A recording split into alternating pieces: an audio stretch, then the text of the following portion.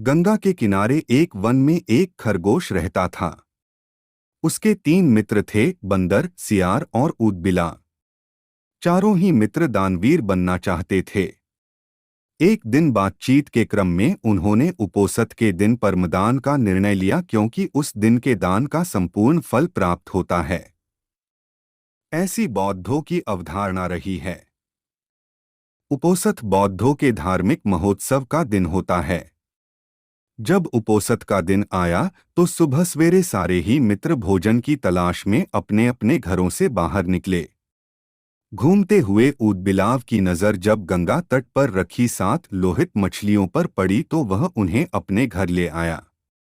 उसी समय सियार भी कहीं से दही की एक हांडी और मांस का एक टुकड़ा चुरा अपने घर को लौट आया। उछलता कूदता बंदर भी किसी बाग से पके आम का गुच्छा तोड़ अपने घर ले आया।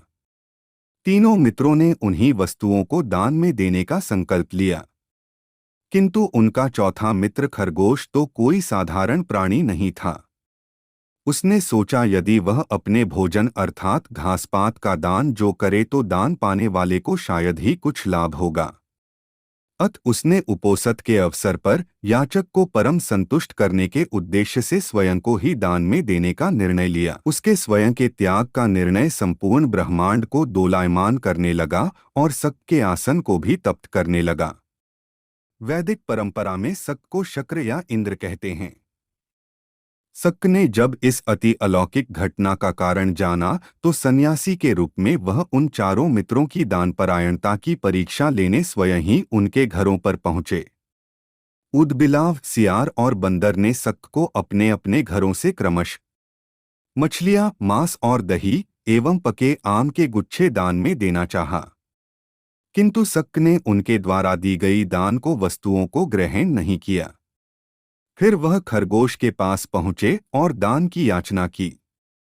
खरगोश ने दान के उपयुक्त अवसर को जान याचक को अपने संपूर्ण शरीर के मांस को अंगीठी में सेंक कर देने का प्रस्ताव रखा। जब अंगीठी जलाई गई तो उसने 3 बार अपने रोमों को झटका ताकि उसके रोमों में बसे छोटे जीव आग में न जल जाएं। फिर वह बड़ी शालीनता के साथ जलती आग में कूद पड़ा। शक उसकी दानवीरता पर स्तब्ध हो उठे। चिरकाल तक उसने ऐसी दानवीरता न देखी थी और न ही सुनी थी। हाँ, आश्चर्य!